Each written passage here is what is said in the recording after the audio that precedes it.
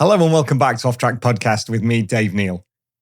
My guest this week is road racer, crew chief at Rapid Honda, and maestro of the YouTube channel Obsession Engineering. It's Dave Hewson. Before we get started, I just want to say a massive thank you to you if you sent in kind words about the James Toseland episode last week from the Mullsdale Foundation Museum. James is absolutely blown away by the kind words, as are we. The response has been absolutely fantastic. So if you're one of them, thank you so very much. If you want to help the show out, links to the Patreon page are in the description below. And also, make sure you like and subscribe to the channel if you enjoy what we do. That's enough from me. Let's get on with it. Ladies and gentlemen, it's the brilliant Dave Hewson. Enjoy. Are we clapping each other now?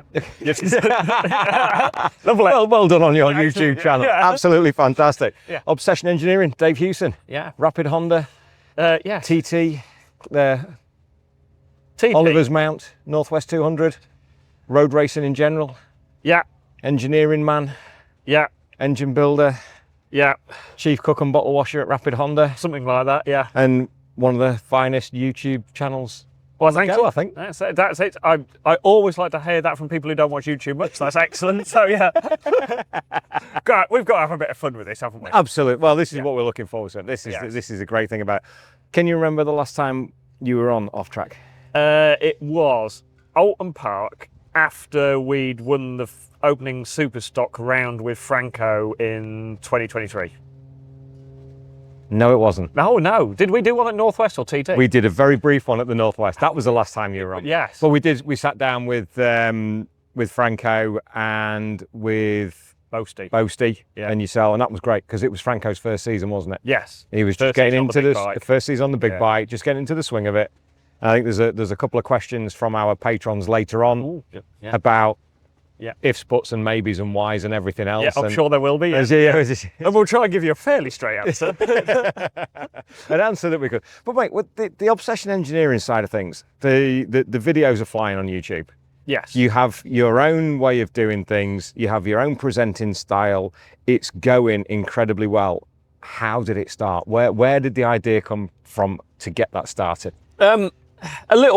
Almost a bit of a fluke. Okay. There was no master plan. As with most of my life, there is no master plan. We just sort of, things happen and then you go, oh, that's good. I'll just, and it was, 10 years ago or something, I'd just put a couple of racing onboards on YouTube. And because you have to put them on a channel, there was an Obsession Engineering channel. And then me and Eric, my sidekick from road racing, Eric loves an adventure, and he decided we should go to Pikes Peak. Well, he wanted to race Pikes Peak, asked me if I'd go along to give him a hand, which then turned into about 5 minutes into the conversation, riding coast to coast across America, including a stop at Pikes Peak in the middle. And so, so I decided, well, I ought to video it. More for us. It was me, Eric, and our mate Alan. And I thought it would just be like a nice little memory thing. And a variety. Exactly, yeah. Yeah, it's slideshow for the modern age, innit? And so I recorded a load of it, got home, got some cheap editing software and just put it all together. And I enjoyed the process because you got to experience the trip a second time. Yeah. And put it on YouTube and about 3 people watched it and it was me, Eric and Alan. But it was nice. And then sort of just when COVID was kicking off, actually sort of just technically before COVID lockdown, I was bored one night on eBay, which is always dangerous. And I really like Ducatis. I just like motorbikes, but I have a bit of a thing for Ducatis. And there was a 748 on eBay on bids and it wasn't bidding very high. And I did that thing where I was like, I'll just put a cheeky, relatively low bid on it. And you get a notification the next morning that you've won a 748 Ducati that's 4 hours away. And you have that moment where you go, don't need it. Just one of those random eBay purchases. I thought, well, like literally between me picking it up and getting home, almost lockdown aside. And so I did the thing where I went, well, I may as well record it. Yeah. And I'll just put it on the internet and it will just basically fill my time during lockdown. And I quite enjoyed the process of it. I quite enjoyed the editing sort of side of it. And so I put that on and about 4 people watched it. And a couple of mates went, oh, actually, that was all right. And I didn't think much of it and just put a few random bits on afterwards. And then a few months later, I get a message from YouTube saying I can monetize the channel because 28,000 people had watched this first video, because the title was, should I buy a cheap decay? The answer, if you're wondering, is no, because it will not be cheap when it's finished. But it had got a little bit of traction and got me up to 1,000 subscribers and ticked the boxes so you can monetize. So I'm like, well, I'll monetize that. And then you think, well, actually, I like doing a winter project. And so then the next winter project goes on, and then it was mostly workshop stuff to begin with. And then, there was a few more subscribers and the following was getting a little bit bigger. And then end of 2022, we were doing stock 600 with Franco.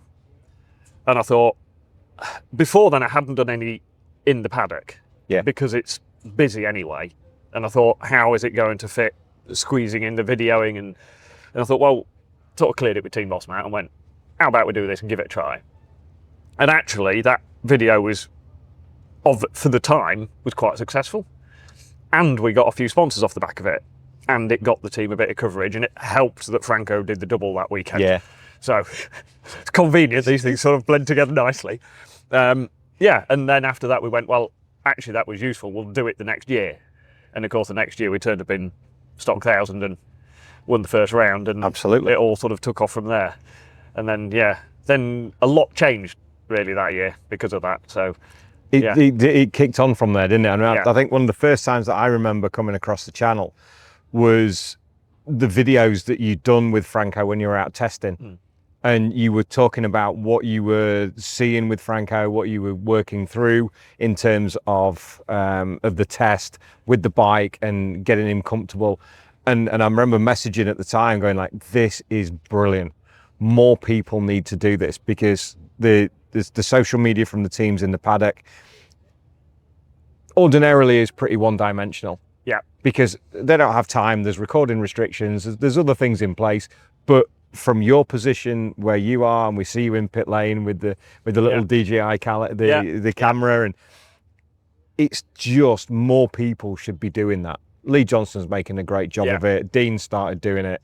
There's a whole raft of vloggers coming out now. But the one thing that you have, as same as Lee Johnston really, is that consistency. But once you got into the racing side of it with Franco, that was a masterstroke. Yeah, and again, it wasn't planned. It was literally, we did one video and it kind of worked. And we went, well, actually, we kind of need to keep it going. And the oddity is, any other videos I've seen from different teams tended to be a almost staged, quite choreographed, nice fancy cameras and lovely production. Yeah. But we'll sit a rider down and basically do a very sort of corporate friendly interview, because if you've got a big team from a manufacturer doing an interview with their own people, they don't talk about the bad things. They talk about the good things, and then if the result wasn't there, they just don't really talk about it. Sweet button. Yeah, and I kind of find that a little bit, I can see exactly why they do it. 100%. But racing, you make as many mistakes as you do successes. And so you've got to cover them, I think. 100%. Of course you have. And people, I think, want to see the sort of honest things that go on in the background. And so the production and the editing might not be as fancy as theirs, but I think the content's good because we actually tell people what happens. I was talking to an esteemed producer a couple of weeks ago, and he was talking, he's doing another podcast at the moment, and he was talking about mine, and he said, do not change what you do.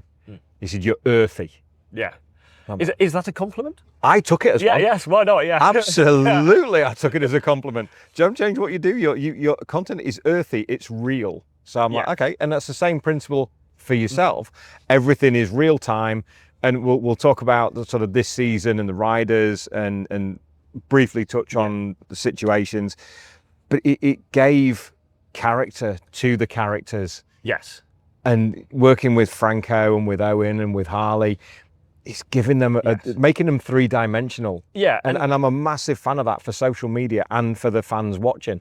Yeah, and I think that was another thing that got me with, you watch other people's productions, which I don't actually watch very much, but you don't really get to understand what the riders are thinking and what the riders are doing. There's no counter to it because they've taken that away, and it's a little bit the F1 thing where it becomes corporate and riders think they have to say a certain thing in front of a camera. And one thing I found really interesting was when Franco went to Superbike with Honda, we went along to the first test they did at Cadwell, because it's up the road from us, and a bit more support and a bit of his own sort of network with him.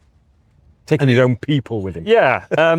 But before he rode the bike, I thought, I can't not record this. Yeah. And Harv at Honda said okay, sort of thing, and he didn't have a lot of choice. I was going to record it anyway. But before we... Earthy and Maverick. Yeah, exactly, yeah. Oh, I've been wished that by a lot of people. And I don't really mind. But before we got going, I turned around to Tom Neve. Yeah. Obviously, we know Tom from Boasties, Champions Flat Track School, and just from riding motorbikes in general, and obviously, later on, Tim rode our bike. And so I just sort of got Tom to one side, and I've got just my little digi camera and just went, asked him a few questions and got an honest answer because it was just me talking to him. And Honda's press guy turned around to me afterwards and went, "You've got an actual interview out of Tom." And I went, "No, I got a chat out of Tom." Two different things. And he went, when they put a camera on him, he felt like he had to be corporate in Honda. When I did it, he could sort of say what he meant. Yeah. So, I think having the big video cameras is great, but having a little digi thing that's almost unnoticeable, people talk to you because they don't look at the camera. 100%.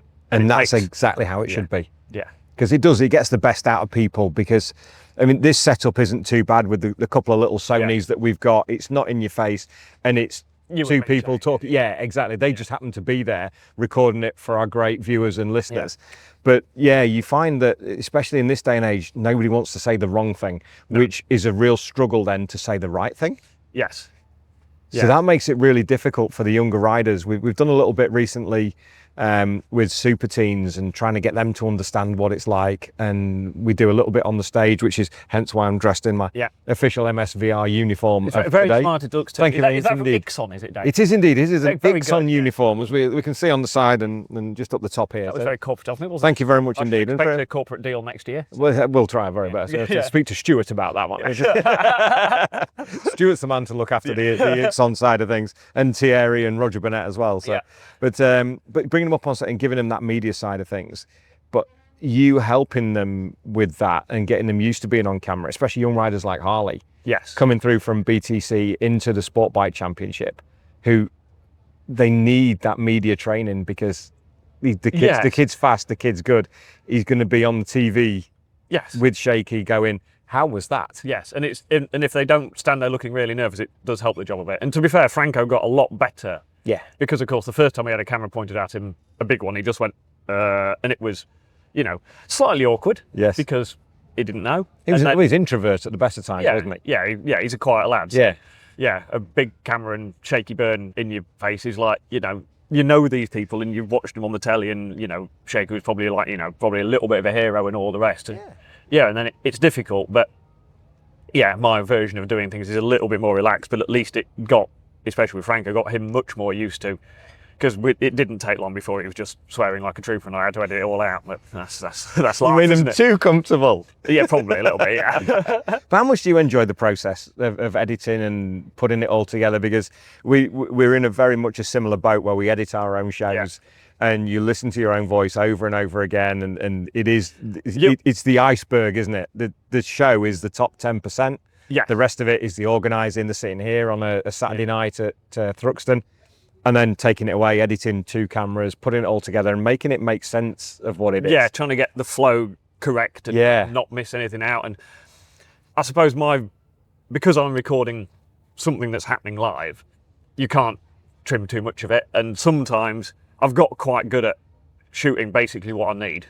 And sometimes I forget because we're busy and there's just not time to shoot something on a certain session or whatever, and then you get several hours later, there'll just be an edit where it just goes, you'll notice we didn't talk about that because this happened and this happened, this happened, it was just busy. And I think people understand that because there's a lot going on. But there's so much going on. The course of a race weekend never goes smooth. There's always some variable, whether it's a parts issue, whether it's visited the scenery, whether there's a plethora of things that can go right and wrong on a race weekend. So you can't storyboard a weekend. Oh, no. You have to record on the hoof, do it as you go, and then make sense of it at the end of it. Yes. And interestingly, of course, the weekends where it goes really, really well are probably less interesting to watch. The weekends where you're up against it kind of make it a bit more involving. I mean, don't get me wrong, I'd love weekends that all went smoothly. It does not happen very often. But you enjoy the ones that do, then you can show that off on the channel then, going like, actually, this is a really short video because everything's gone swimmingly. Yeah. Well, the nice thing is then, if everything's going swimmingly, then I can go full geek, and I do like to go full geek. And then we can sit down and we can look through some data traces, and we can look through the mapping stuff, and we can try and explain why we're making changes to a bike and why we're looking for tenths of a second here and a millimetre there. And I mean, I quite enjoy that, and I get quite good feedback from doing the geeky bits. But sometimes there's so much else going on that you sort of don't have time, and when you do have time to sit down and do the actual work, you then haven't really got time to record it as well because it takes extra time, and so sometimes the process has to fit around what you're doing. The geek side of it is massively important because if you go and work at a superbike team, you're not going to see data traces. No. You're not going to be shown that side of things. So because you're really open with the Rapid Honda team, and Matt is open as a team boss to go, yeah, let's do it. We've got nothing to hide. Let's show people. If they can make head and a tail of it, or if they want to take something from it, doesn't really matter. But there's only certain things that you can show with things that you don't want to show. You've still got to be a little bit careful. Yeah, you've got to be a little bit smart with it, and we've tried to be quite transparent with it.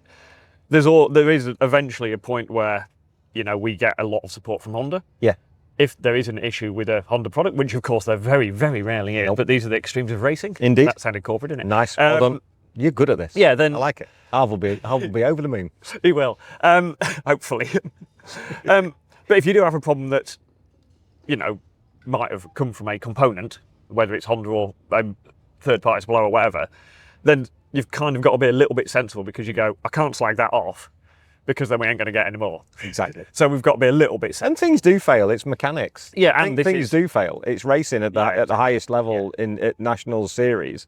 So yeah, if they're going to break, they're going to break here. Exactly. And and that's half the story, I suppose, isn't it? Of where do you find the weaknesses, and how do you get around them, and what's the compromise? And I think that's what people love a lot about what you do, and it's certainly what I enjoy, is that side of things that we never normally get to see, because if you've worked at a superbike team, you're not privy to that information, especially from a press officer social media point of view. I have no idea about squiggly lines. And once people start talking about spring rates and spring and preload and ride height and sag and all that, mate, I have not a clue about any of that. Yeah. That's why I do this, to talk about the human side of why you do what you do. Yeah, and I suppose I'm in the nice situation where I can talk about that stuff when I get time, and people enjoy that bit, and we're quite open with it. And I've had a few comments over the years of people going, oh, you shouldn't give away your secrets.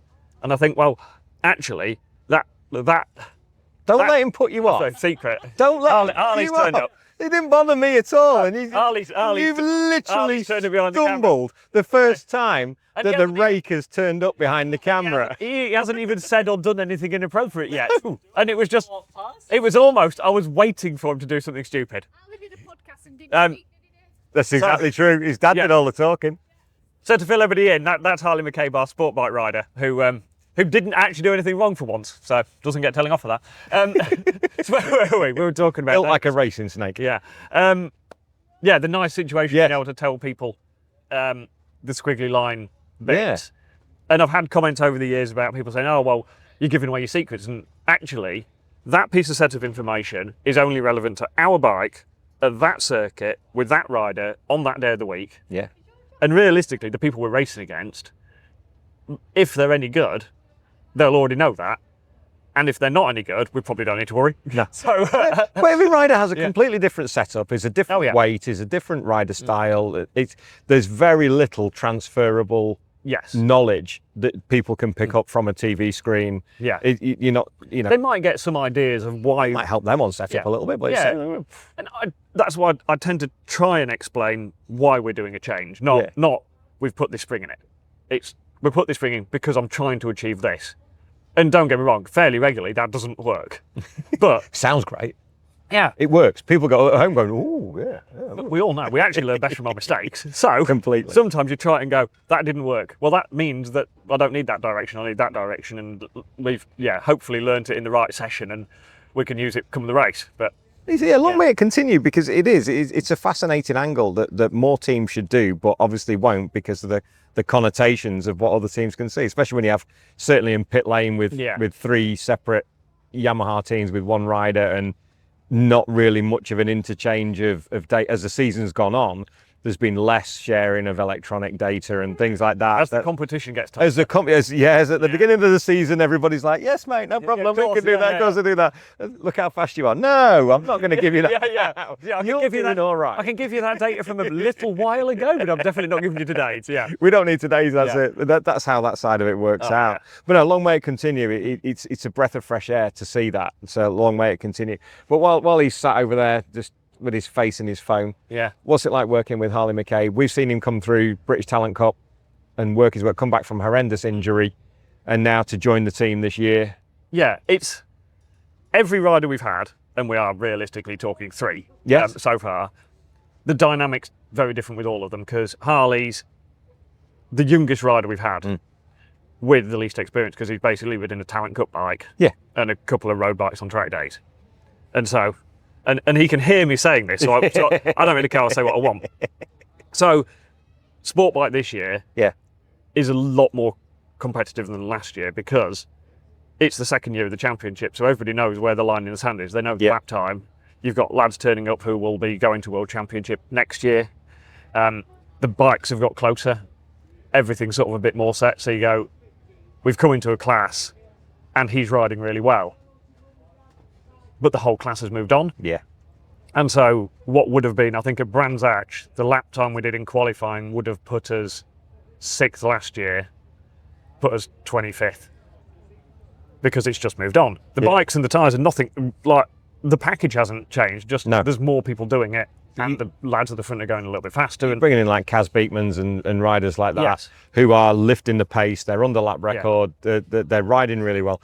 But turn that into a positive, that's dragging him on even more. It is, yeah. And there's times, of course, when, like today we qualified 30th, we just never quite got the lap together that we could. And the last couple of minutes got red flagged when we were honestly on a much quicker lap because the sectors were showing it. But that's the learning curve of we can't leave it till the last 2 minutes. We've got to put something in before that. And we know he goes faster in a race. So we go, right, we now need to start transferring race pace into qualifying. And these are things that it takes time to understand from the riders. And so even when we started with Franco, to me and Matt it was a new venture when we worked with him in Stock 6, but he'd had a year on that bike with Boasties. Yes. So there was already this sort of structure for him, and they knew what he needed to do at which circuit. He had that like year of experience. He knew the tyres, he knew the bike, he knew all that, and we just basically were the icing on the cake to go with the package they already had.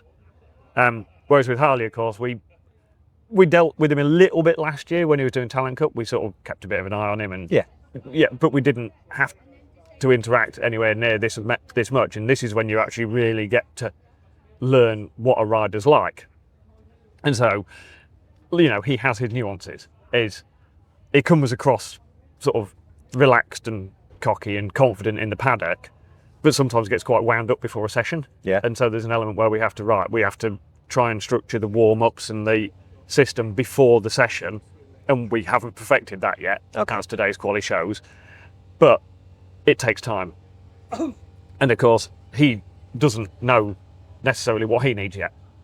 And that's the understanding, isn't it? They don't know what they don't know. Yeah. And that introducing the young riders to that, again, like we said before about the media training, but it's the whole encompassing of becoming a motorcycle racer in the most complete way possible. And that includes how they control their emotions. Yes. more that, especially with the younger riders today, they're intense, and the younger ride, the world of the younger rider, with social media, with the constant comparison, with the shit music that they listen to, that's really angry, and you know, nobody's chilled out anymore. Everybody's like, there's quite a lot of angst about it all, and then trying to temper that before they go out on a motorcycle onto a race circuit. Yeah, and I suppose also with Harley, it's been a big step for him because he came into a quite big team. Yes. You know, we've come from Superbike last year, we've come back down a class or two, but we've got a quite big team through. We're sat outside the truck now. So you go, we've got an Arctic lorry, we've got a big awning, we've got staff, we've got boxes full of stuff. So coming from literally lad and dad in the back of a caravan, and you know, you have a bad session, your dad has a go at you and then gives you a hug, to this, it's a very different atmosphere. And I suppose the awkwardness was he had a teammate to begin with. And so he had that thing where he wasn't the big one in the headlight. He wasn't the rabbit in the headlights. The headlights were shining on somebody else. Yeah. And so he had the easier time. But then unfortunately, Alton happened, and now he's the star of our show. And so we try not to make too much of a focus of it. Yeah. But, you know, it's an extra sort of pressure probably. Yeah, probably. If you're getting cold, you put your jacket on. Oh, I might do in a minute, yeah. I mean, it's very corporate. It is exactly what modes with sleeves. But that was my thought. Yeah. You can be all right with the sponsors and everything. Exactly, yeah. You're going to be good with I'm not built for the cold. And we are, like, this is a lovely, sunny, beautiful evening at Thruxton, and we're sat in the only place that's got wind whipping straight through it. So, I mean, it worked well because we were out of the way. For the first 10 minutes. Yeah. And I can see you started to do this. Please put your coat on. Yeah. I'm shaking with an excitement of being around you, Dave. You're not the first one to say that. Only the second, though, yeah? Only the second, yes. Hi, Jennifer. I might put my jacket on, actually. I would. It's a good segue. It is blowing. I'm doing all right with it. I've got long sleeves on, so we're okay. And the quality Ixon gear that we wear is obviously windproof as well. And excellent, yeah. It feels it anyway. Yeah. And of course, being ex-services, I've still got my creases in my sleeve anyway. Quite right, yeah. Did you iron them in specially this morning? Always. In fact, I ironed these in on Wednesday and they're still there. Hung up in the hotel and just doing it that way. But I mean, from the Alton point of view, you did a great video, the most emotional video about Owen Jenner. An amazing rider, character. His mum and dad they were here tonight before we started filming, and Mick and Emma. And I just, from a personal point of view, thank you for doing that video. Because he was such a great kid. Oh, and from filming a person point of view, we'd gone from Franco, who's relatively introvert and relatively quiet. Yin and yang. And then we get Owen, who is literally the life and soul of anything you do, and just slightly chaotic at times. But this character who's so big and so in your face, and he's just like I had to edit quite a lot of Owen out because it was either not broadcastable, or he'd just go off on a tangent, and it was chaos and it was fun, and yeah, he was almost the gift to this is the perfect person to have on the channel, because he enjoyed being on camera because he was such an extrovert, and it showed up so well, and I went, right, this is brilliant. We're going to have an awesome year. He's fun, you know. You go testing and you get first round. We had a couple of hiccups, and he just always did that thing where he's like, well, we'll get around it. And it was you know, everything was terrible for about a minute. Yeah. And then he'd just have that moment where you just go, it's only motorbike racing. Doesn't matter, does it? Yeah. And that was such a great side to him. And I know how excited he was to start the season, and then he had a difficult winter, and when he bent his finger at Boasties. Yeah, it was. How on earth do you get it to do that way, you muppet? What did you do? So, for a kid who spent all of his time going flat tracking and all this stuff, and weirdly, like last year, he didn't crash a race bike all year. No. And then he goes to Boasties with us, and Harley come along, and it was just, I mean, literally, you put him on a flat track bike and he fell off it about every 20 seconds. It was hilarious because he didn't care, because it was just a laugh. But then, of course, we did a little fun race thing, but because it was a race, it started getting serious. And he tried to put a move on somebody into a hairpin, and it is a proper hairpin around a plastic like big plastic barrier. And the guy just didn't move out of the way. He was quite a big lad. And Owen tries to shove a front wheel in, and the guy just didn't move. And so Owen is clattering his hand on the barrier and gets his finger caught, and it pulls his finger backwards. And basically, it's like, snapped his finger nearly off. And you go, oh. Put. Yeah, and to be fair to him, he sat there for the first few minutes. I'm like, do we need to take your glove off? And he's like, I don't think we should take my glove off. And then the adrenaline... Thinking it's still going to be in there. Then the adrenaline wore off, and after a few minutes, like, I think we might need to take my glove off. And I was like, okay, so we ended up cutting the glove off him, and it's like there's a finger in a weird shape that fingers really shouldn't be in. It's like, it was bent somewhere there isn't a knuckle, and went, ooh. It's like, so Matt takes to get that looked at. Yeah. Well, me and Boasties were looking at it going, do you reckon we can just pull it? Because to begin with, they're like, do you reckon it's just dislocated? Should we just pull it back into shape? It's like, well, we could do, couldn't we? And Owen's like going, well, sure, this is a great idea. It's like, well, it's either that or we've got to go to hospital. If we pull it back into shape, you might get out again this afternoon. And, you know, just have a paracetamol and we'll sort it out. And then eventually we're like, probably ought to take him to hospital. So Matt drives him to Lincoln A&E, which is 25 minutes away or whatever. And then Matt's there for about 7 hours. Because it turns out he'd snapped it in half and then he bent it round, so he'd literally done as much damage as you could do to a finger with it still attached. And when I went later in the evening, having spent obviously the afternoon still flat tracking. Of course. Yeah. Look at your way of your day, is it? Yeah, exactly. I don't see why you should know. I mean, it ruined Matt's day. It was all afternoon. But the nurse just went, it's a good job you didn't try and pull that back into place because you would have just pulled his finger off. And we're like, ooh, that's how I get it. And thinking of views you'd have got for that. Yeah, I should. Yeah, that would have been. Yeah, it's like, it's only a little finger, isn't it? So we go through all this rigmarole with his finger, and it gets to about 7 o'clock in the evening. We're like, the nurse is like, you know, they've put it in a cast to keep his arm in the right place so the finger doesn't move because they've had to split that, and he's got to go to a fracture clinic back home and all this stuff. And I was like, well, I said to him, well, you can stop at mine tonight or whatever, we can organise getting your van back. He said, no, I'll drive home. I'm like, well, you sure? And the nurse is going, you can't drive. And he goes, yeah, I'll drive home. So we go and get his van. And the instructions when we went to get his van was, can you get my van and 4 cans of Red Bull? It's like, because, you know, he's had some... Because it's 3.5 hours to Crowborough. Yeah, and he's had some gas and air, and he just needs to pep up, doesn't he, at this point? So we fill him full of Red Bull and put him in his van, and just, you think that moment where you just go, he'll be fine, and just wave him on his way, and then get a text off his dad about 4 hours later. He's like, his mum says, thank you for looking after a little soldier. He's like, he's home, he probably didn't sleep for a week. But yeah, and then that was that for 6 weeks on, because it was pretty bad. Luckily it was fixed like a couple of weeks before we went testing, and it's lucky the season started late this year. It was, yeah. Because if it had started like normal, we'd have been starting the season with his finger broken. Middle of April, yeah. And him not ridden a bike. So that was, I suppose, when you look back at it, maybe serendipitous in a bad way, but that's the way of things. That's right. Yeah. That's the way the planets go, isn't it, sometimes? Exactly. At the time, it seemed good that we were starting late. Yeah, and then we went to Spain and he did his foot on lap 2 on the bike.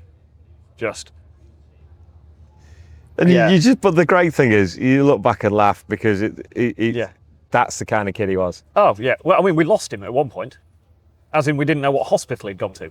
So the backstory to this is, he goes out and they've got it. We're going testing, but at a normal track day in Spain. So he's got to go out and do 3 laps behind the instructor. So because it's a new bike and new leathers and all the rest of it, so he's like fidgeting on the bike and he's trying to get comfortable. So at one point he dangles his leg out. Well, he dangled it just where the start of the curb is on the edge of the track, and he kicked the curb, like square on with his toes. He kicked the curb, and it was a dead flat start to the curb. So he kicks that.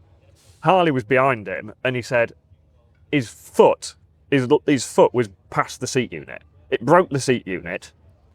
Managed to stay on because weirdly flexible, and just like had that fluke where he managed to stay on the bike, but he rolls back into pit lane on like the 3rd sighting lap or end of the 2nd sighting lap or whatever. And the funniest bit of this is, he comes in, he says to Tony, his long-suffering mechanic, he says, hit my foot. So Tony starts hitting his foot.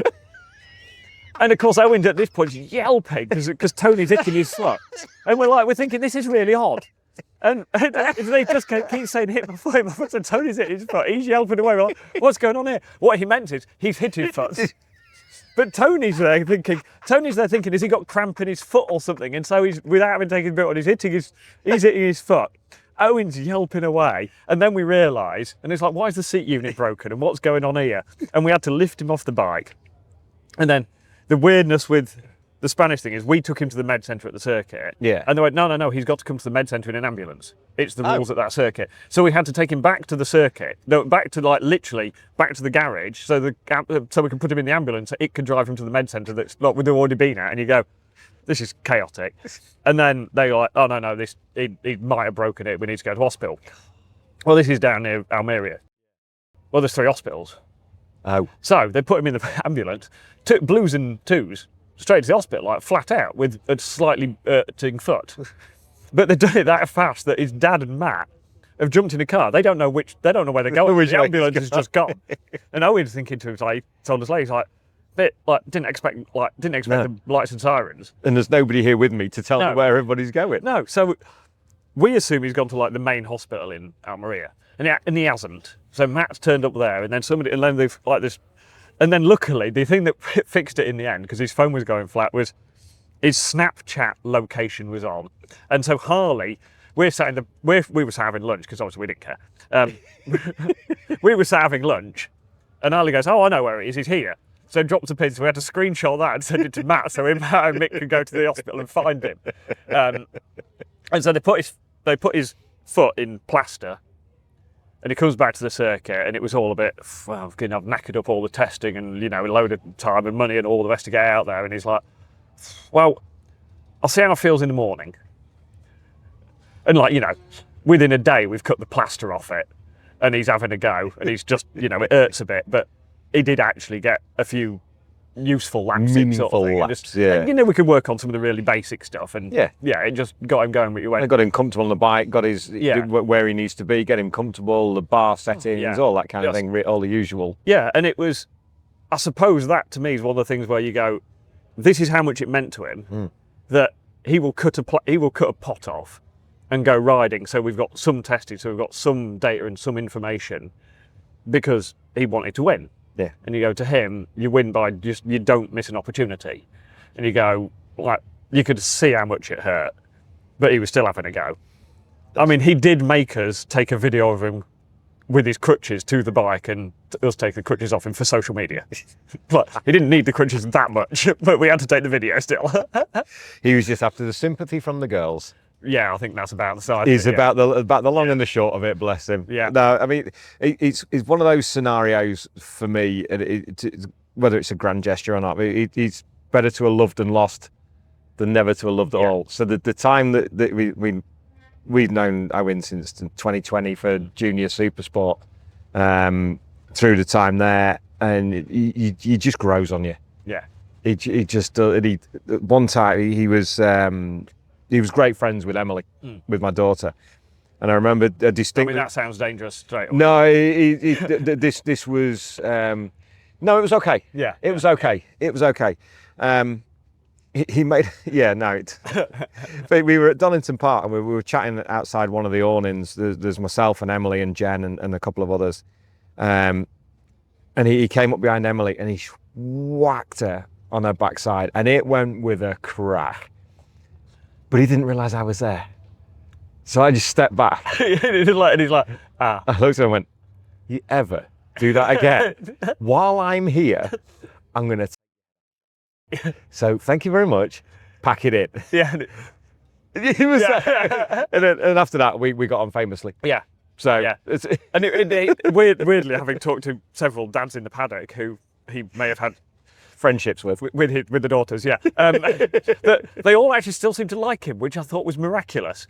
And I think it was just that thing, because whatever he did, there was this cheeky grin on his face, and he didn't mean any ill by anything. No. Just went, just there was something about him you couldn't really dislike him. No, which is a talent in itself. You just look at it and you go, why have you done that? And then you just laugh and he walks away, and that's it. Yeah. So no, thank you for sharing that, mate. It was important that we touched on Owen, because he was such a great light for everybody. I don't know how much he meant to the team as well.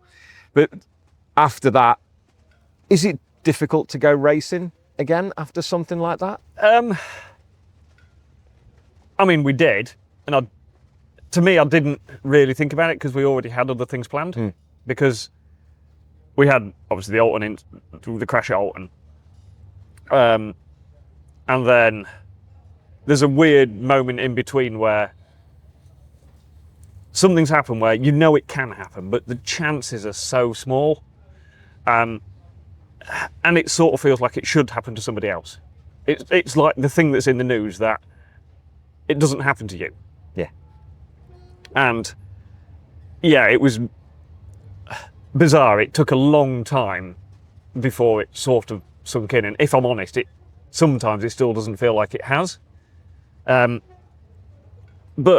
like on the horizon was obviously Harley. Yeah. And I had TT coming up, and there was an element of, well, that happened, and so you put it in the box and you put it to the side, and you just have to get ready for the next thing. Yeah, so it was. There's been moments where I've had a moment to myself. Yeah. Because you have to. 100%. And still now I still do a bit. But then there's other moments like, weirdly, TT had Lancelot Unisart riding my Super Twin. It's the one bike I ran there this year. And when he finished the first Super Twin race at TT, I went all teary. And I realised, even though we'd run Harley since then. Yeah. Actually, no, we hadn't because we missed Donington. I know you missed. Yeah, of course. Yeah, you didn't come back till Snetterton, did you? Yeah, I realised that was the first time my rider, as I like to refer to it, had finished a race. Yeah. And sort of had a bit of a moment to myself. And yeah, there was elements of it that have been tough. And weirdly, over the years with doing TT and stuff, you get quite used to losing people, which is, it's crap, but yeah, you just get used to it. But with Owen, it's been different because it's our rider. Yeah. And yeah, that's been a very different dynamic. And yeah, it's been tougher to deal with. And it's taken me longer because I'm very good at putting it in the box and put it to one side. Then every now and again, the lid falls off the box. Yeah. Or the drawer gets open. Yeah, exactly. It's exactly that. So it creeps back in from time to time. Which I think it will for a while. But the great thing is the focus that you have and the wonderful distractions that you have of being at a race circuit, of doing the TT, of doing Oliver's Mount as well, that you've done this year as well. Yeah. I've used it to propel me forward, because if we could all have, and I said this the same when we lost Chrissy, if we could all be a little bit more Chrissy, if we could all be a little bit more Owen, not that much. No, oh God, a little bit more, because nobody could get. I don't think most people could much. cope with being not that much. More than 10%. if we could be sort of 10% Chrissy, 10% Owen, the world would be a much happier and funnier place. Hell yeah, yeah. So you just take that forward and you go, do you know what? Let's just.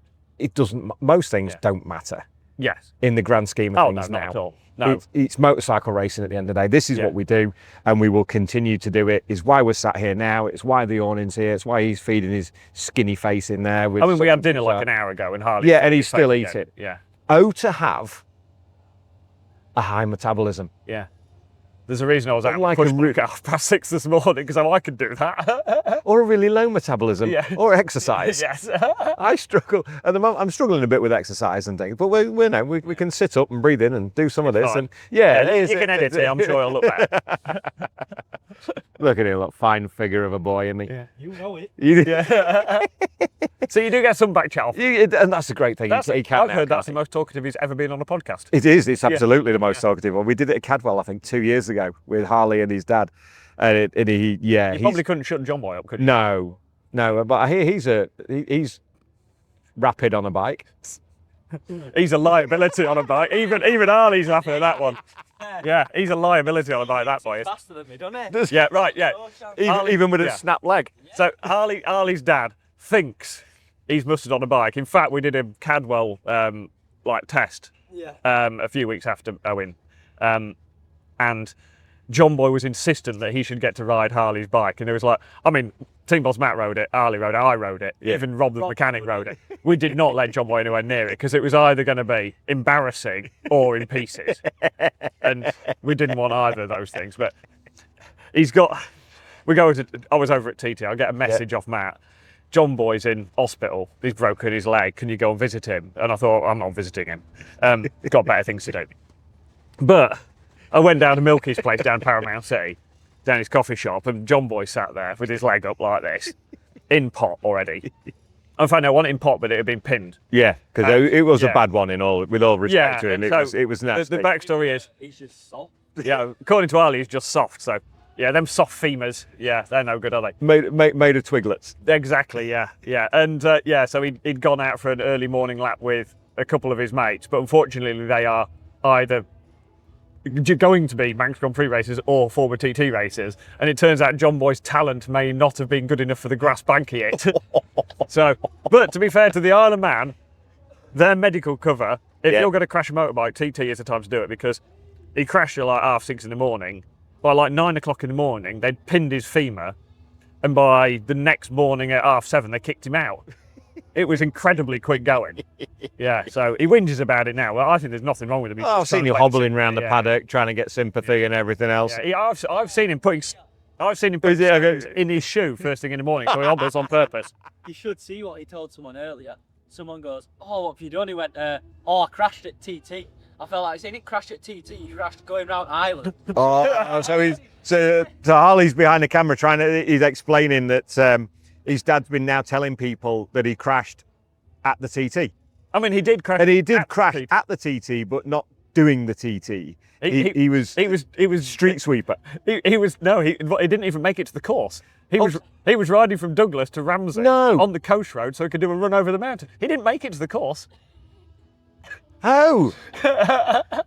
So he was going like Laxey way and... Oh, yeah. You were going to Laxey to... Yeah, he's going, yeah. Oh! Yeah. And I actually thought he'd crashed on the course. No. He's going to get some shit tomorrow. He didn't even get that far. like he got in at Windy Corner or something like that. But no, nothing that interesting. It was literally a nondescript road, doing a nondescript ride. Somebody had overtaken him and then slowed down at a junction, and John Boy just didn't look or something, and then to avoid them, he hit the grass bank. Oh, to be fair, that's how I wrote my GSXR off. Yeah. Just north of I mean, that is the best thing for a GSXR, I think. But I mean, it was nice. I liked it. But then my ex-wife turned it into a conservatory. Yeah. I can understand how that works. That's what insurance money does for you. Is that why she's the ex-wife? There are multiple layers. Probably why that's the case. Yeah. It's probably not for this podcast. No, we can do that for another one. There's multiple layers to that one, Dave. Tell me about your riding. We'll talk about the Land's End the Land's End to John O'Groats, which is just an incredible thing to do. I'm getting more and more popular as the years go by. Jenny Timmuth doing it. The Bennett's boys do it. Luke Brackenborough does it. Yeah. Gary Thompson, TT Clerk of the Course, did it this year. Did he really? Yeah, he did. Yeah. Luke Brackenbury. Sorry, not Brackenborough. That's the hotel at Louth. Luke Brackenbury. Yes. But there's a few. But from your point of view, you kind of moved away a little bit from the racing side with the Franco and everything coming along, finding it busy. But then you kind of finding the time to just have a wobble round a little bit. Yeah, well, a couple of years ago now, there was a crash at TT just in front of me, and that was my 15th year there, and it didn't look much fun. I was having a lovely time. I was having an absolute whale of a time and loving it. And then that incident happened with Raul Torres, and I rode past it and went, that's not fun. And it was literally the switch flicked and he went, enough. Yeah. So I literally finished that lap and that was TT done for me. But I mean, I raced Scarborough at the end of that year and did a little bit here and there, but it was a little bit strange because when you stop TT, you go, I'm still going to race here, there and everywhere. And you go, actually, a lot of the racing I did was so that I was sharp for TT. And you sort of take away the big thing at the top and you've got less drive to do the club races and do this and that. But that tied in at the same time with the team going to Superbike. And so all of a sudden we had a very busy year running a BSB Superbike. Yeah. And so the two things sort of went together where I ended up not doing much last year. I did a couple of endurance races. I did Brands GP. I was a bit of a fluke because I was going down to help Billy Quayle. And And I thought, well, if I'm going, I may as well take a bike and see if I can get an entry, and ended up actually doing loads of riding to remind myself that I'd lost a bit of my talent. But that linked in quite nicely because Rich Wilson of Wiz Norton and Team Kibosh, he sent me a message a bit before and we chatted at TT and went, do you fancy doing Spa endurance, 6-hour endurance at Spa? And I'm like, yes, I do. And it was one of the few weekends we weren't at BSB or whatever, and I just, yes. So went to Spa. Amazing place. And then didn't do a lot else last year, and then decided this year I wanted to road a bit more at the start of the year, a bit more sort of track daying and stuff. And then again, the racing, trying to go to do a club race or a bit of fun at the weekend is awkward when you're at BSB every other weekend. A lot of stuff clashes and whatever, and then sometimes you actually need a day off. And real life, can we just not do motorcycles for a day? Yeah, and then actually it was partly the Owen thing. It was one of I can't actually remember the quote from his funeral, but it's basically go and live life. Yeah. And part of me went, well, I love motorbike racing. And so I said, oh, sorry, I stuck an entry in for one of the Scarborough meetings, the only one this year, and clashed for something, and, packed my bikes and off I went and had a thoroughly nice time. I really enjoyed it. Good. Yeah. How much you enjoy it? I mean, it's such a unique track to ride. It's not the widest. No. by any, even on the Super Twin, there are still moments. Oh, yeah. Things like that. But I've had a few people go, oh, it's not a real road race. And you go, it's narrow enough to be a proper road race. Yeah, it is. It's almost footpath race. But I mean, I've raced Scarborough. The first time I went there was Gold Cup 2007, same year I did TT for the first time. And I won 50 quid because I won the B final in front of Davey Morgan. Because he thought it was an 8-lap race and was going to do me on the last lap, and it turns out it was only 6 laps. So I got 50 quid prize money, and and I just... God bless him. Yeah, and I just really enjoy riding Scarborough. And again, I went and had an incident there a few years ago and had a few years away from it, and then realised I actually like riding there, and the organisation changed, and I went, oh, we'll go back and have another go. And just every now and again, it's just nice to literally have no flooring in the awning, a toolbox on a rickety bench, and just go back to basics a little bit and just go and have a bit of a laugh. And Eric came along, and Deco, young Declan Connolly, he even popped in. Did he? Yeah, he come down one day. Brilliant. And Jamie, his girlfriend's dad. Next thing I know, he got a polishing rag and he's cleaning the bike for me and all that, because he can't go to racing and not clean a bike. And so that was fine by me. So had a nice time. And because I've actually ridden a bit at the start of this year, I've been doing more of the rapid Trackmaster stuff we do. I've been getting on track with that more. Give it a plug. Yeah. Blighton Airfield. Yes. So Rapid, if you want to be a faster or more confident or safer road rider or track rider, Rapid Training have a course for you that will improve your riding, and it will improve it fast, which is why we call Rapid. So check out rapidtraining.co.uk. Whether, as you say, whether you want to do road skills on the road skills on the track, or track skills on the track, we have brilliant coaches, a brilliant team around us. We can definitely improve your riding. It is mega. And that is that at Blighton Airfield, or do you do it in different places? The track, Blighton Raceway, sorry, not the airfield. That's my youth coming back to me. The Blighton Raceway. We do all the track stuff is done at Blighton. We've been to Cadwell once this year as a sort of invitational to some of our really good customers. We've run tours to the Isle of Man. We have 18 road coaches around the country. We've got stuff going on everywhere. Brilliant. And the best ice cream in the country? At Blighton. At Blighton. It is quite good, that, yeah. It is. You don't always go for the same flavours, though. That's my problem. Because that is just literally 5 miles out of my hometown. Yeah, and there's a reason you had to have a double XL shirt on. I didn't think you could see that at the back. Yeah. I didn't need to see that.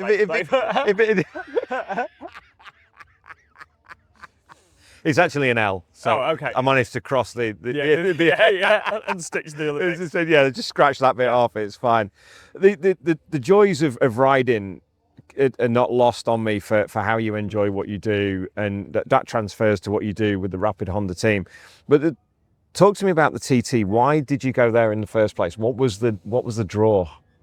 I'd been doing sort of club stuff, and then I did a couple of years at Superstock, and when I was doing super stock in 05 and 06, and I was spending more money than I earned.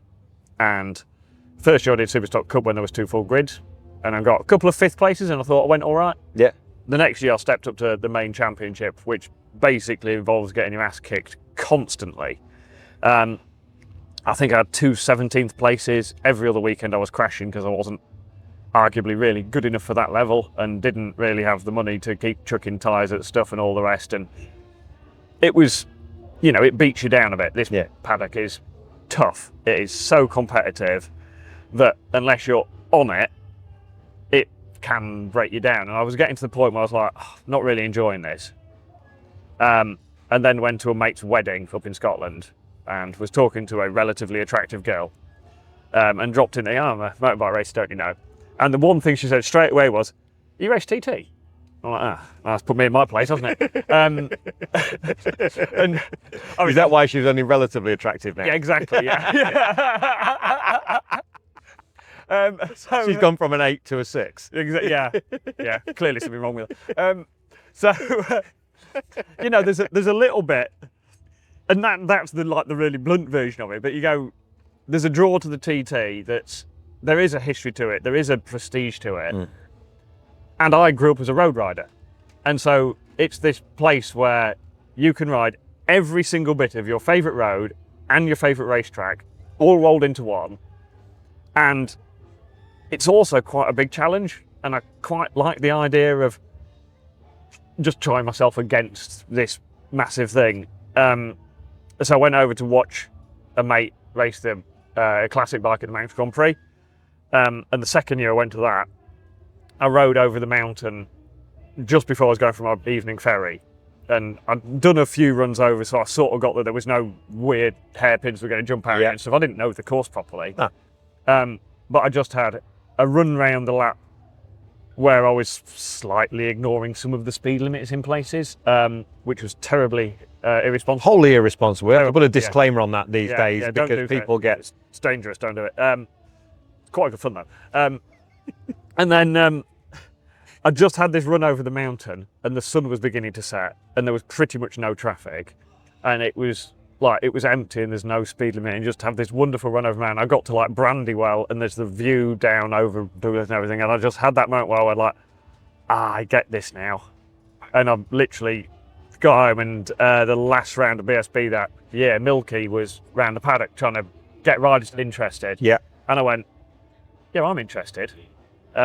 And literally the next thing you know, you're going to TT. You're on a bus with Milky and Johnny, and they're showing you everything that's going on. Yeah, driving around in a van with Connor and stuff, and having trips over there and learning it. And but again, I quite like the process of learning it. Sitting down every night doing onboard laps, the old TT Superbike like circuit guide. Yeah.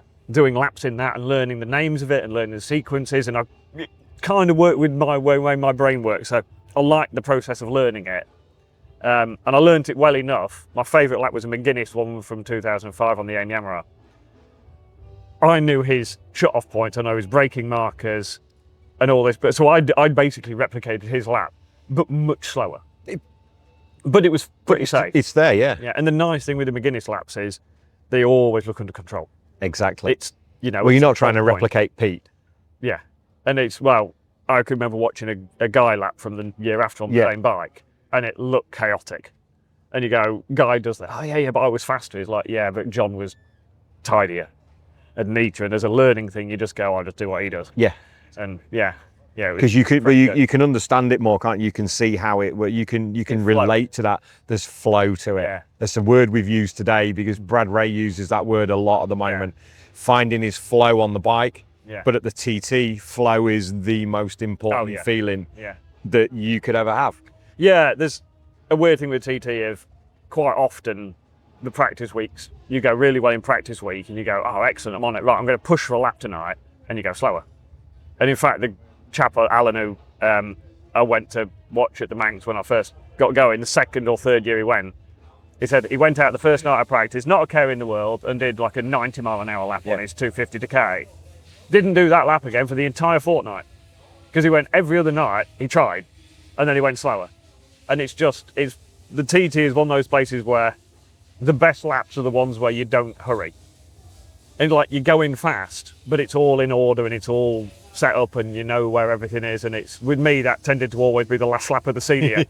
Because like by then you got there. 2 weeks worth of riding and you're just sort of like, oh, well, yeah, you've smoothed everything out, especially by the end of a 6th lapper, you're about knackered. Yeah. And so you're not up for a fight anymore, you're just cruising. My last lap for another 50 weeks. Yeah, and so I'm going to enjoy this. Yeah, you go out, you enjoy it, and tends to be the fastest you go. So getting everything to just link together and flow is always important. It's a huge amount of joining the dots, isn't it, at the TT, point to point to point to point. Yeah. I'm talking like I know that I've done it and I haven't, but I get it completely. Yeah. I watch the onboards, I enjoy the process of I've driven the course no end of times, and you see how it happens, and we watched in various places, and it's the most fascinating experience that you can have from a spectator point of view, is watching the progress from, as we did in 2022, watching the progress from practice week to race week, how things change. Oh yeah, but there's oddities with TT like veranda. The veranda is 4 rights in a row. Yeah. But once you get up to like a 120 lap sort of pace, or probably a bit less than that, probably 115-ish pace, then they all link together. They become one corner, but they don't until that point. So if you're going a bit slower, it's this awkward like 50 pence job. But then all of a sudden, you add a couple or more mile an hour, you just have that bravery pill where you just go, I'm just not really going to roll this lap. I'm just going to go and in. And then all of a sudden it all flows together and you go, oh, that was easier. And yeah, it's just one of those places that, yeah, you never get a perfect lap, but you get some blooming good laps. But the smile it puts on your face and the sense of achievement for completing TT fortnight can't be replicated. Oh, no. No, I've done a lot of racing in a lot of places, and there is nothing like finishing a TT, which is why you get a finisher's medal for finishing, is because getting there is hard work and a lot of money. Getting through practice week, getting through with bikes in one piece, and just, actually holding on to the thing for long enough. And to me, it was, I knew I was never going to win. And I was comfortable with that from the off. So as long as I did what I thought was a good performance for me, then I was pretty happy. And if that performance got better every year, mega. And it's a very personal thing, you in the mountain course and just trying to do better by yourself. And I suppose it should be almost a lesson for life, shouldn't it? Of you should be doing most of the things you do, you should be doing to try and be better at doing them for yourself. If that happens to be including beating other people, then great. But the beating them isn't necessarily the be-all and end-all. Because if you beat everybody but you're not happy with what you did, then there's no satisfaction in it. No. I mean, I did enough years around there where I still feel that I still think I could have gone faster. Yeah. Because you always do. That's a racer's mentality. It shoulda, woulda, coulda. Yeah, but I'm happy that I did the speeds I did within a relatively safe window because I kept doing them and nothing went wrong. And I go, the amount of people, I had this moment here and that moment there and I've hit a grass bank on the way to Ramsey and whatever.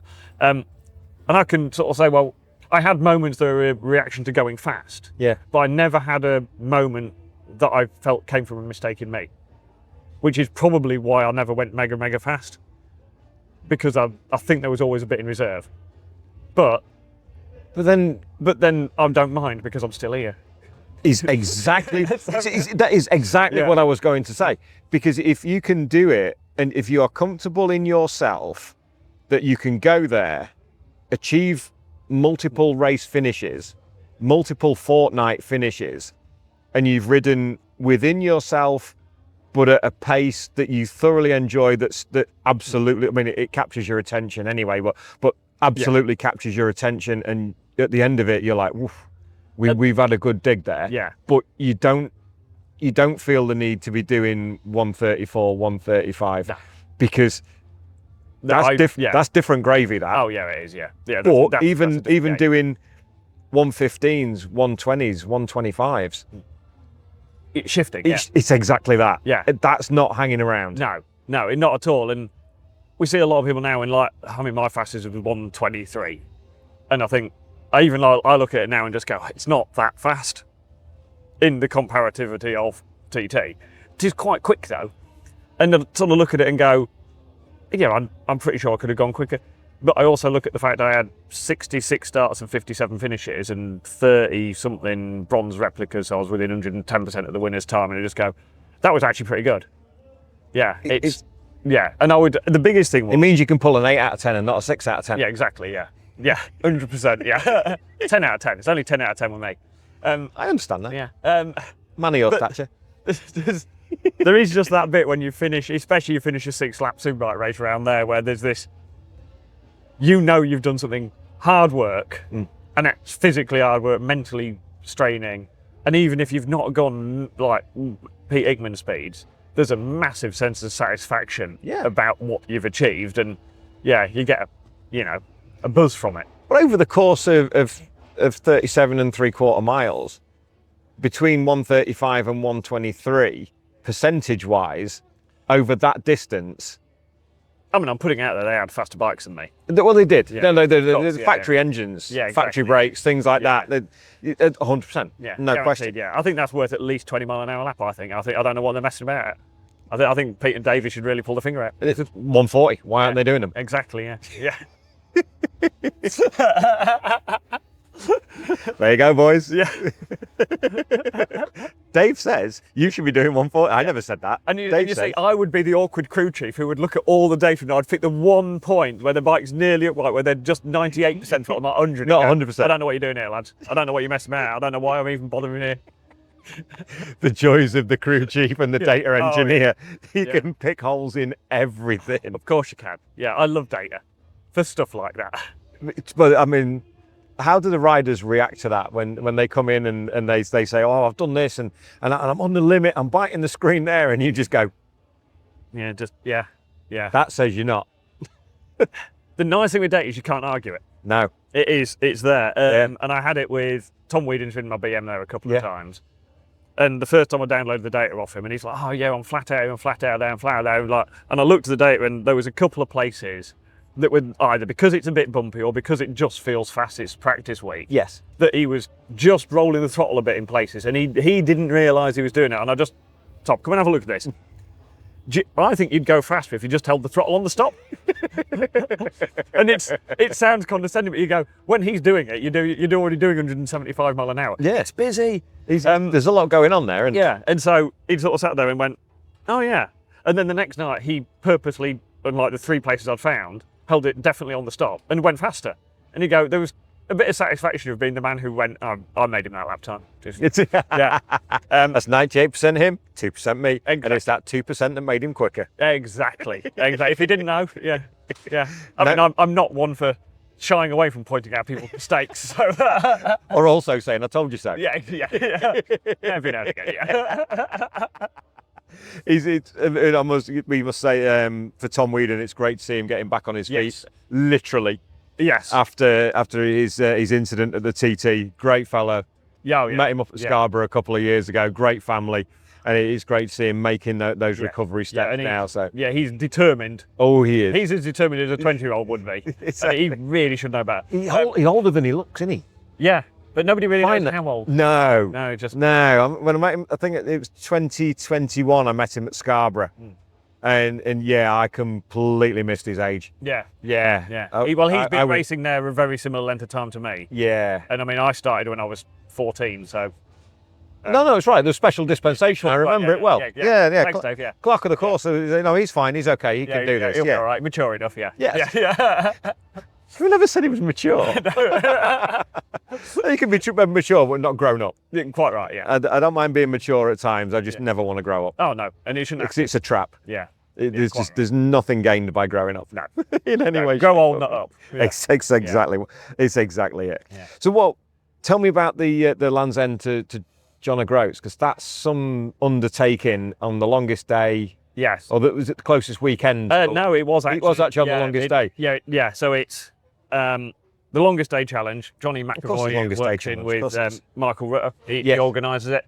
So it's Land's End to John O'Groats in a day with no motorways on bikes that cost less than 600 quid. Because you need some extra jeopardy in there, don't you? And the first time I did it a couple of years ago, I'd seen it, articles written about it and all this other stuff, and sort of went, it looks, again, I like a challenge. And I sort of went, actually, I quite fancy doing that because it's something a bit different. Yeah. I quite like a road trip, and I quite like a challenge. And part of me, because we spend so long building very nice, shiny new race bikes that every detail you pay attention to, the chance to buy a crap old bike and basically cobble it together like a bit old school slightly appealed. So I bought a 300 quid Honda DeVille with 150,000 mile on it out of somebody's front garden. Yeah, and it was literally junk, and I did no planning and just winged it all the way, and it took me quite a long time. But then I felt I hadn't done a good job of it because it had taken me more than 24 hours. So the racer in me, the competitive bit of me went, I need to do this faster. Not helped by Harley's crew chief in there, Paul Fryer from Black and White Bikes. Indeed. He did it faster than me. So of course he's pointed out, different day, so slightly different route. Yep. Which is always a good disclaimer, but he can done it faster than me, which he has mentioned a few times. It feels like a gauntlet, that, you know? Yes, exactly. Yeah. And so I felt I had to do it again. And the motivator slightly changed this year though, because last time I did it, it's in Age of Cancer Research UK. Yes. And last time I did it, I thought, do you know what, I'm going to throw a number at the wall. I'm going to try and raise 10 grand and raise 13 plus the gift aid. So 16 grand, I think, in total, which I put the target there thinking, well, there's no point aiming low. Was sort of blown away by the generosity of people because it's a great cause, but people have still got to put their hard-earned own money into it. And the fact that that money actually makes a difference, then you basically can't do it every year because there's too many people on a waiting list. Okay. And so when I got the opportunity to do it again, and it didn't clash with BS, actually it did clash with BSB, I just didn't go, because I committed to it early. And it's had that moment where, well, if I can raise a chunk of money again, and if I want to do it faster than Paul, then I've got to go and have a go. So I was a bit more prepped this time. So over winter, I sort of kept an eye out for a bike, and out the back of my local Suzuki dealership was a CB500 that hadn't run in 10 years. That a deal was done. But once I actually got it home and cleaned it up and stuff, it had been sat in somebody's quite nice dry garage. Okay. And it was actually potentially the nicest CB500 in the country. It just hadn't run in 10 years. So I got it running and serviced a few bits and new tyres and bits. Yeah. And it is a cracking little bike. And I've never ridden a CB500 before. They're a hoot for a commuter bike. Well, they were racing at one point. Oh, there's grids. JT and that started on CB500s. Yeah, and there's grids full of them at every club race. You just go there and giggle, and then you ride one and go, because they rev properly and stuff, and you just go, how is a cheap Honda commuter bike this much fun? But this year I actually did my route planning properly. I'd done a few test rides on the bike. I'd even gone practicing my filtering because we had to go through a load of town centres on a Saturday, and I went to some of the same town centres a few weeks before, elbows out, filtering. Reckies. Oh yeah, I was on it this year. I had a chap from Lincoln ride down to Land's End with me the day before, and he did this thing where he's like, oh, can I ride with you tomorrow? And I was like, well, you can if you can keep up. It's like, but my filtering is going to be on point. Not dangerous. Aggressive filtering. No, I just with purpose. Assertive. Yes, yes. It was. There wasn't a lot of stopping involved in my filtering. It was efficient, and this CB's quite narrow in it. So, yeah, because we had to go through like the middle of England on a Saturday, and we had to go through a load of towns because otherwise you've got to go on motorways. And that's where I made my time up. Was on a lot of people was don't slow down for anything, and my pit stops were pretty on point, and I was just so necessary. Yes. Yeah. Necessary. Yeah. Necessary pit stops only, and to the longest bladder, which is yours. Yes. Yeah. You drink efficiently. You hydrate efficiently, and then it was just a lot more dialed in, and like a racer, I felt I'd prepared better, and there was a few people quicker because it's not a race. No. But make sure that we put that across. It isn't a race. It is an endurance challenge. Yes. And however.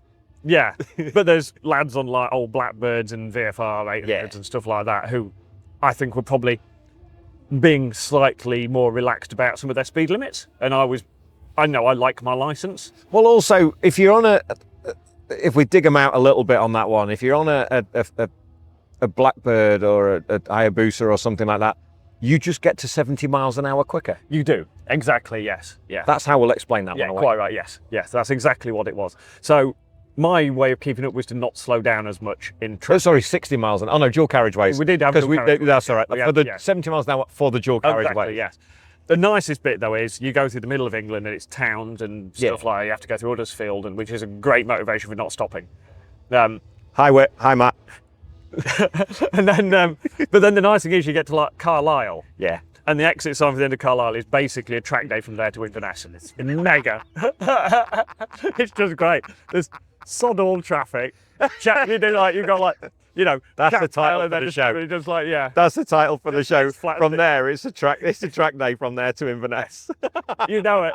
Yeah, mega.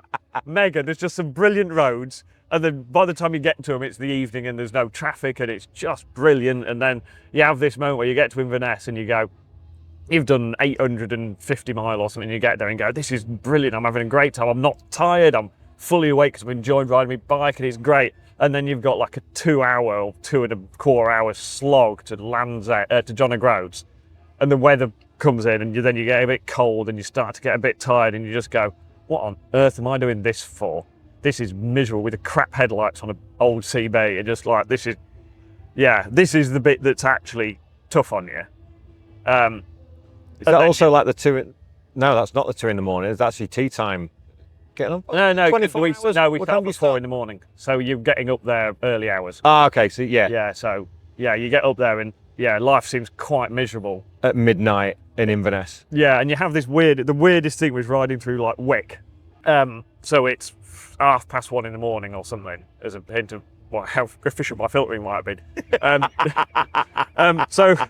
And there's people walking home from a nightclub or a pub or whatever, and I'm riding through and it's misty, but like there's girls in short skirts and crop tops, and it's Scotland it's summer, but it's not warm, and I'm riding along and I'm quite cold and I've had a very long day, and they're walking home from a night out and I'm thinking, these two things, this like misty Scottish town in the cold and people walking home from a night out when I've been on a bike for 22 hours or whatever, and I'm going, these things shouldn't go together. It was really quite bizarre.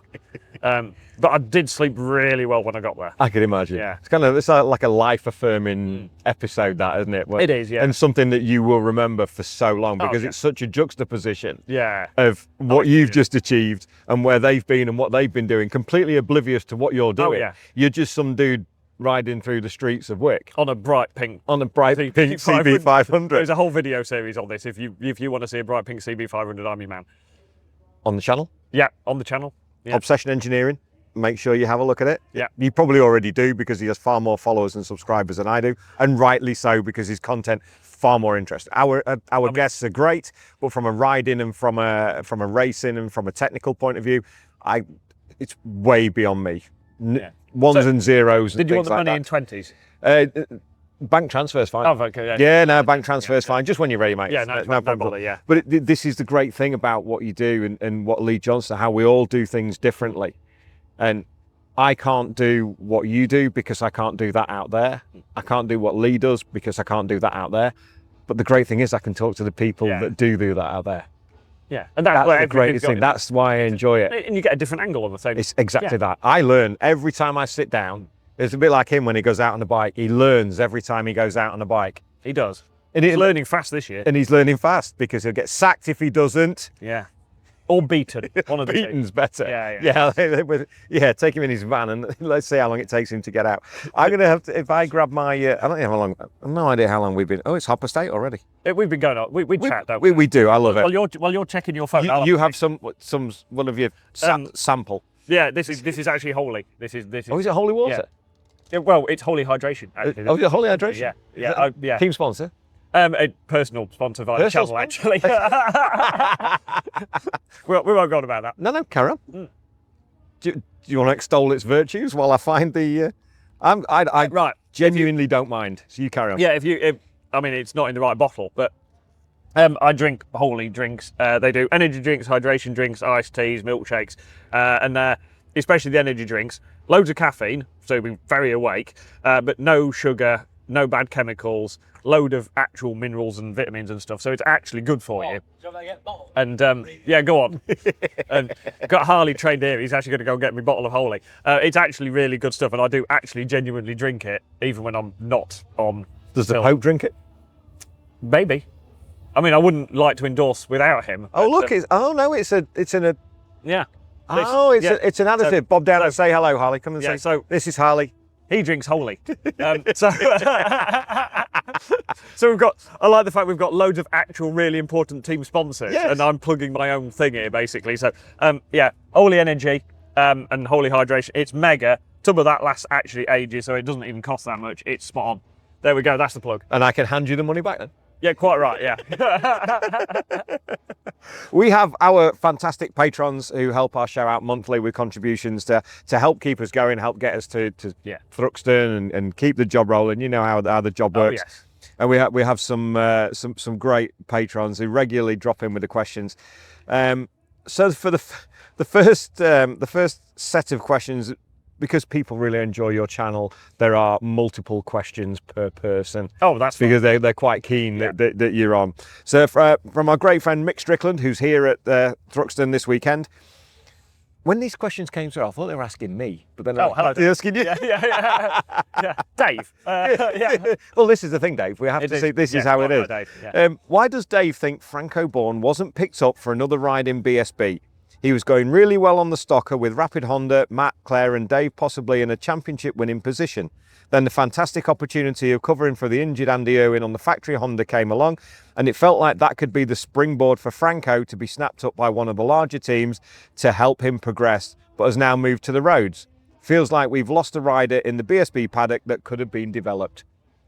Over to you, son. I'll tell you what, that is a quite important question really in the Rapid journey, because as a team, Franco was our first rider. Yeah. And obviously he was the one who kind of got us into the spotlight a bit because we won some Stock 6, won some Stock 1000, went to Superbike, top 10 with him in Superbike, with a lot of backing and help from Honda. The Superbike year was tough on us and on Franco because in Superbike you've got to be professional. And so as a team, we were learning really fast. It's like literally 2 years before we'd been, changing a couple of clicks in suspension in a stock 600, and then all of a sudden we're in Superbike and we're learning. That's a huge step. Yeah. And so I think as a team, I think we did a really good job with the knowledge we had, and I think we learned fast and we tried things that other teams maybe weren't trying in the background. But with Franco, I think he's quite introvert, but he's also quite relaxed character, and having to go to the gym and having to do your training and having to get somewhere in time for testing and having to do this, and it felt very much like a job for him, I think. And I've done social media on top of that as well. Yeah, and he's like, his social media game's not all that. That's what I mean. You've got to add that to it as well. That's got to up it as well. Yeah, and there was obviously stuff during the year where he'd ridden for the factory on the team. So he's expecting a certain level of something from us that we didn't know how to do it yet. So we were learning. So there's probably a little bit of friction there. There was a bit of friction from us to him because we wanted certain levels of this, that and the other that he struggled with. And so by the end of the year, if we're honest, we'd spent way more money than we budgeted. Matt, at Team Boss, had spent a chunk of his own money. And we just got to this point where we couldn't afford to do Superbike again. Franco realistically was good enough that for him to make the next level would have involved realistically an investment in probably some newer equipment. And we couldn't afford to do that. But also we understood that we needed more from him. Yeah. And there was a bit of friction there of he's sort of pointing at us, we need this, and we're pointing at him, we need that. Then we sort of decided at the end of the year, we sat down at Brands Hatch and went, do you know what? We've taken the fun out of racing. And so let's step out of this, and we'd given Franco a good step up, so I think we did well with what we had, and we gave him a real shot. I agree completely. I think the step on from that for Franco was that to get another ride in the paddock, he is Superbike quality. Yeah. No doubt, that boy has the talent. But there's less Superbike rides in the paddock than there is riders. And if you're in one of the smaller teams, you're expected to bring money with you. Yeah. And he's not come from a family with money, which is why he fitted in with our team, because Matt was willing to take a punt basically on him, Yes. invest with him. And he doesn't have the money to pay for a ride. And so the option he's really got at the moment is to go to the roads. But to be fair to him, when he rode for us, he'd been to the TT with us a couple of times. He'd seen that, he liked it, he wanted to do Scarborough for several years. Yeah. It's like, when they announced he was going road racing, it was no surprise to me. And the Cowtons, they put good, safe bikes together. They're not the newest tackle, but, you know, they're good, decent bikes. Good learning kit. Yeah, and, you know, Fran and that they're calm, sensible people. So, you know, they've been there and they've seen it, and they've obviously, when James was growing up and stuff, they sort of know how to deal with a younger rider or whatever. And so I think the fit's pretty sensible. Yeah. So, yeah, I think he will be fast on the road. He already is. And he is not daft. It's like, you know, he'll make the odd mistake and he tipped off at Scarborough trying to win or whatever, and because he's going up the inside on a dumb piece of track, but he picked the hairpin to have a go at it. So he's like, you know, Slowest point of the track. Exactly, yeah. If you're gonna have a go, do it there. That's the place to do it. Yeah, he whatever you put him on, he'll be fast. Yeah. So Do we think that maybe the door's closed in BSB for him now? I hope not, and I don't think it has. Good. Because he's quite introvert though. He doesn't come to the paddock and sort of pimp himself out. You know, he's not. Wouldn't turn up with his leathers in the van and things like that. No, exactly. It's the kind of place. So we are currently getting mooned. Indeed. By Scott McPhee. Is that who that is? That is Scott McPhee. Yeah. It's all happening here. And trust me, you are lucky the camera's pointing at us. Yeah, you don't need you don't need to see that in any way, shape or form. To be fair, that was actually paler than the actual moon. It was. Yeah. If you noticed, it lightened up quite quickly. Yeah. That's why. But just That's in case. why it was. It was that. We don't want to see a pasty Scottish backside coming this way. Not again, anyway. That was, you know, it had a strange patch on it as well, but that's why nobody's coloured that in with the blue salt out. Who knows? Yeah. Who knows? Anyway, back to these crops. Back to the yeah. As we were talking about Franco. Yeah. So it'd be nice to think that the door was still open. Yeah. We know that it's not easy to come back in. No. But there's a lot of. There are other ways to get back in though. Yes. And it might not be Superbike level, but it needs a foot back in this paddock to prove to certain people this is where he wants to be, to prove how it wants to continue at this level, because this is kind of where the future is. You know how long Scarborough's going to last. And they're doing a great job up there at this point. Yeah. But is he going to do the TT? Is it in the Northwest? Yeah, I mean, the other TLs, when I did Scarborough a couple of weeks ago, I actually was on the same grid as him, which was a slightly unexpected. Don't get me wrong, I didn't see him for very long. No. Like, his lap times were a little bit better than mine, I will admit. Mate, you could have sold a dummy there beautifully. Yeah, I could, but because I didn't see him after the hairpin. Yeah, exactly. Yeah. Because I don't have mirrors on the bike. Yeah, exactly. Unfortunately, I didn't see him after the hairpin because he was just that much better. But we actually, you know, the nice thing is we hadn't talked much since the end of last year, and he stuck his head in the awning, and we took the Mickey out like normal, and then and then he was in asking for some setup advice and stuff, and I thought, right, I'm still useful at something.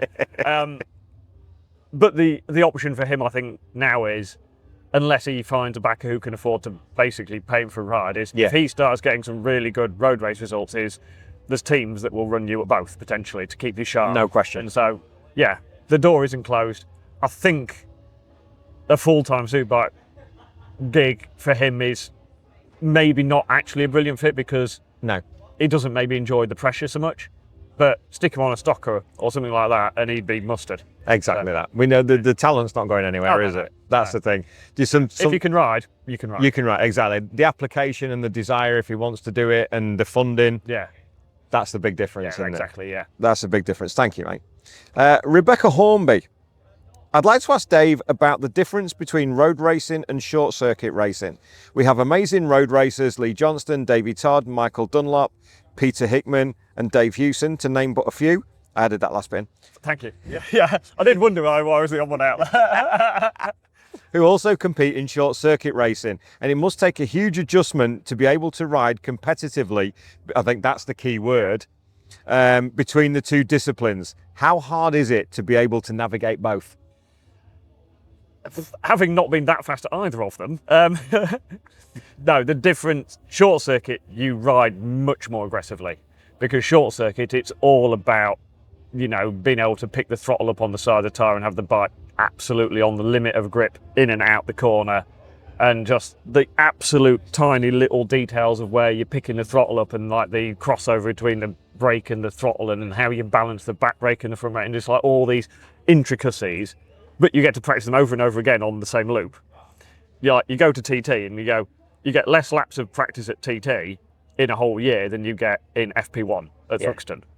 And so you've got a lot more to deal with. So the really good guys mentally can cope with what's going on at the circuit. They're mentally prepared for every single step of it. They've done their homework, they've done their practice, they've built themselves up the mental picture. But their ability to ride, their ability to process the information is still BSB level. So even though the information's different, they can still process it fast. And if they're used to having the front sliding on the way into every corner, every lap, when you pull it back 2%, you can deal with it. And then when it does move, you're not going to panic and just crash it. And so that's why the quickest road racers are still the guys who come BSBing and whatever every weekend. Michael is the exception. Indeed. Michael is the exception in many things. He is an amazing rider. If he wanted to do BSB, we've seen him at short circuit enough times. If he wanted to do it and was actually committed to doing it, I think he could be as quick as Hickman and Davey. Easily. If he wanted to. Yeah. But I think the difference with him is the motivation for him is the roads, whereas the motivation for Davey and Pete is probably 50-50. Yeah. So they want to prove themselves at both levels, yeah. don't they? And that's the thing. And it's interesting that you say that when you, from your experience, when you do, going from Ramsey to the Craig. Yeah. Steve Plater was always fast over there, short circuit guys. Yeah. Pete made all his time up there. Then eventually Michael then took that sector. Yeah. But you look at what Dean does, what Pete does, what Lee Johnston can do, or the lads that do short circuits thrive from the hairpin, from the gooseneck all the way to the Craig. Yeah. Whereas I always preferred, my favourite sector was Glen Helen to Bungalow, because it was Cronky Voddy, 11th, Hanleys, Bagara, what that I'd refer to as the ballsy bit. Yeah. And just because I loved having the bike sort of dancing around over the crest of the road, and just like the 5th and 6th gear stuff where you just throw it on its side and open the throttle up, and there's probably less skill to it, but you could make a bit more time by just having a go. And the mountain was always my worst sector. Okay. Because especially the more TT I did, the less short circuit I did. Yeah. And so I probably lost a bit of my sharpness with the short circuit stuff, but what I lost there over the mountain, I'd gain generally in the ballsy bits. Yeah. By just a bit of experience of knowing where the bumps are and knowing how fast you can go, and a little bit of, I just loved going really fast on really sketchy bits of road. Oh, wonderful way to do it. I love the thought, having stood at the top of Bagara and the bottom of Bagara. I love Bagara. To listen to, like, say, skating over the crest of the road as you go through the top over the crossroads, and then as you drop down and then you go through the bottom of it, and it's jaw dropping. Yes, the bottom of Bagara is the reason I only the bottom of Bagara is the reason I came back to TT for a second year, because a lot of people do it. I'm just going to go to TT. I'm going to do it once and tick that box and off we go. And I can remember going through the bottom of Bagara on the last lap of the senior, and I still hadn't got it anywhere near fast enough. I'd rolled too much, and I hadn't gone through there fast enough. And I went through the bottom of Bagara and went, well, I've got to do that again. And so, like, 14 more years of TT happened. And by the end of it, I was not bad at the bottom of Bagara. A beautiful place to watch. And the great thing, when I put the post out on Patreon, that I explain, not that I needed to, but I always give people an idea of who the guest is coming up. And at the end of it, I put fellow yellow belly. Yes. And Rebecca Hornby has asked, what is a yellow belly? Good Lincolnshire folk. Absolutely. Yeah. I believe it's from the Royal Lincolnshire Regiment that had the yellow waistcoats. Quite possibly. I don't actually know. Is how the yellow belly came about. It's an old army tunic, and I think it might have been the poachers when they were the Link, but now they're Royal Anglian now are the poachers. But it was something to do with the yellow waistcoats that they had. Yeah. That Lincolnshire people became yellow bellies. Yeah. See? Why not? Yeah, we are yellow bellies. You've answered that, so you didn't even need me for that one. Well, I was hoping you'd know. No, I didn't. But I give you the opportunity to show me knowledge. Yeah. I better swat up on it. I'm sure that's it's. And next time, I'm just going to make something up. Yes, going to completely bullshit next time. It doesn't matter. We eat that much carrot and sweet corn that everything comes out yellow. Because everything is fields. It's all crops. Yeah. So moving from Lincolnshire to East Lancashire, where it's all fields and it's all cows and sheep, and none of those little thunderbugs. No thunderbugs in Lancashire. Yeah, you get a lot of them at Brighton. Yeah, exactly. You can farm them because you can say they get in your TV, they get in your everything, in your picture frames, all sorts. Lovely, yeah. Yeah, they're selling it. Little shits. Yeah. Brilliant. Thank you for that, Rebecca. Liam Evans, a couple of road racing based questions. Who does Dave see the next rider to break through to the top four of Michael, Dean, Hickey and Davey at the TT? Oh, that's actually quite $1 million question, that. That is. Nathan, quite possibly, because this year especially, he has shown speed. A lot of speed this year. I think interestingly this year, when he didn't have the factory Honda setup around him, I think it kind of suited him better because there's a lot of pressure in a big team like that. Yeah. And I think he probably works better with less pressure. Yeah. And because it makes life easier. It's like lad and dad, your dad can take you to one side and ask you what the hell you thought you were doing. Do you mind? The Lincolnshire lad. Do you mind? Absolutely. No, he doesn't talk about himself, so he's difficult to talk about. There is a lad. There is some serious speed there. Yeah. No, if it isn't hitting the curbs, there's some serious speed there. So I think there might be. Yeah, fair point. Well, mate, yeah. No, there might be a couple of slightly rough edges where the speed at some points looks a bit forced. If he can pull that back a couple of %. But he's still only young as well, isn't he? Yeah. And again, he's another one we met when we first went to Scarborough in 2021. He was riding with Ian Locker at the time. And we did a little bit of a documentary over the course of I'm sure it was the Gold Cup. Or Spring Cup. No, Spring Cup. It was April. Lovely. It was a Spring Cup. So it was raining. 2020. He was, yeah. Yeah, of course. Absolutely. Yeah, unsurprisingly. A bit of fret coming in and all that kind of usual Scarborough in spring. Yeah. I would expect nothing else. And I got talking to Jim, and Ian had introduced us, and he knew I was. He'd listened to the podcast, and obviously he's another Lincolnshire lad, like say from Nettleton up Caister way. But so unassuming, so doesn't want to talk about racing, not interested in podcasts, not interested in anything media, social media, nothing. No. That boy is completely under the radar. Yes. But learning his trade. Yeah. And he's fast. Yeah. James Hind. Yes. The fastest man you've never heard of. It's exactly right. And a great helmet as well, the RI with the orange and the white and the cool, isn't it? Yeah. He knows what it's about, that lad. Second one. And we've answered this one just earlier on, but the favourite section or corner of the TT course, and don't say all of it, because most people do, and it's such a cop-out. I mean, I know loads of the fast boys go, the best, their favourite, it's the winners enclosure. I never got to see that. So it's largely... You get to ride past it on a regular basis. I did, yeah. I never stopped. Never managed to turn right. No. Now, my favourite section is that Glen Ellen to Bungalow, Balaff section. Yeah.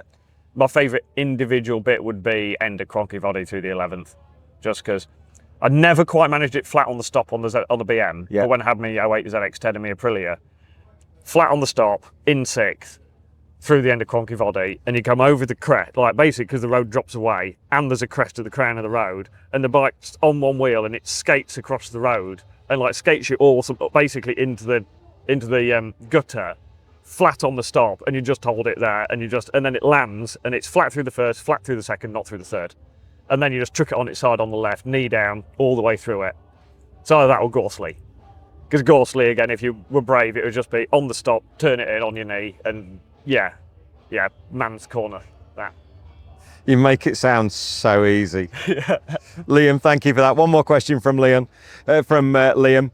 Why haven't Davidson's Ice Creams given you a major title sponsor for the team? I mean, they should. I've spent enough money at Davidson's Ice Cream. I love Davidson's Ice Cream on the Incredible. Oh, it's great, isn't it? Proper Manx cream. Yeah. That none of this UHT 80% air stuff. Oh no, it's whipped ice cream, but it's proper ice cream. It's it's wow, beautiful. Yeah.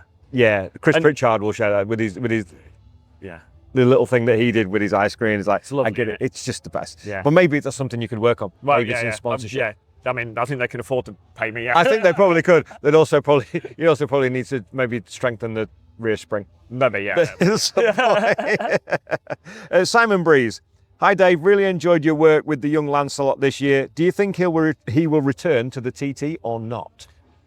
No. Okay. I've talked to him since. We have a chat every now and again. Yeah. He's done loads of years, well, 7 years at the Manx, won a couple. And I think there was a bit of a promise to the back half and a little bit of a promise to himself that he would get to TT, and he wanted top 20 and he got top 20. Right. Which was, I was proud on my bike. Mega. Yeah. But almost while he's been doing the Manx, he started endurance racing, and he's French, they love the endurance racing, and I think that started to take over his love of that. So I think he's got an entry for Baldor this year. Perfect. And that's, that's his new passion almost. There you go. He's done it, been there, seen it, done exactly, it, got the T-shirt, got the tick in the box. Let's move on. 100%. Because I can. Yeah. Walk away while you can walk. 100% that. How does Dave see the future of road racing, bearing in mind the recent IRRC announcement? What is the announcement? I've missed that one. I haven't seen it, if I'm honest. But I'm probably something to do with insurance and things going. Essentially so. Well done, Simon, because neither of us have managed that. The future of road racing, awkward, because insurance is an issue. If I was being really harsh and really blunt, the Northern Irish, the MCUI, I think they saw it coming and didn't do enough about it. And so when the insurance premiums got hiked up, they didn't have a plan. And then it was basically panic stations and bury your head in the sand a little bit. And I'm sure there was some people there doing some great work trying to sort it out. But I kind of feel they dropped the ball with that, because 10 years ago you could see that the insurance thing was coming and they just didn't do anything about it. And so in Northern Ireland it's getting more and more difficult. But the Isle of Man, it's still full steam ahead. The event is getting bigger all the time. It's commercially more viable every year. And yeah, there's issues to overcome and hurdles to jump through in health and safety and all the rest. But because they're a little island in the Irish Sea, they can find their own way through it. And it's worth them doing it. So even if other things, meetings, some will disappear, some will try and have a restart. Yeah, I think the TT will go for years, because I think it's big enough. It's self-sufficient, isn't it? It can stand on its own. Yeah. And I really hope that some of the smaller meetings, the Scarboroughs and the Irish meetings, they keep going.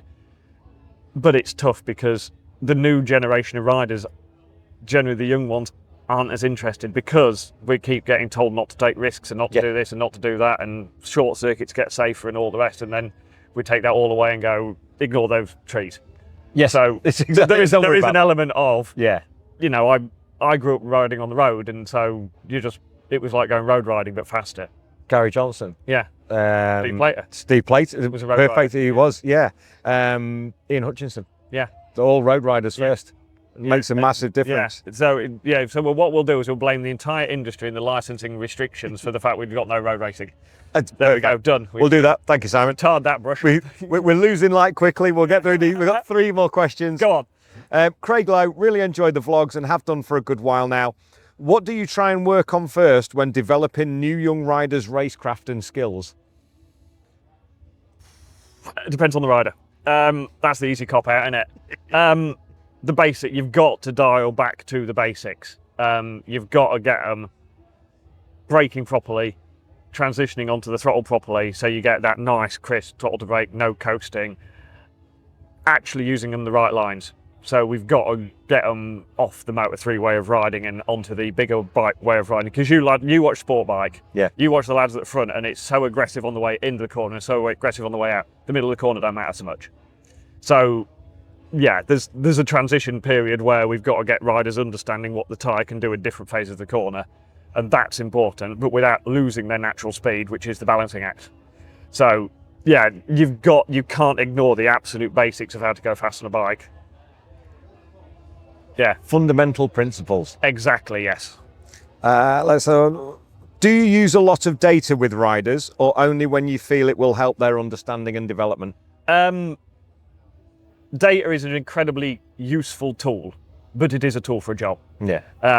A lot of the time you can see what a rider's doing. Certain seconds you can go and spot them, and a lot of the time you'll see as much from spotting them as you can from the data. Yeah.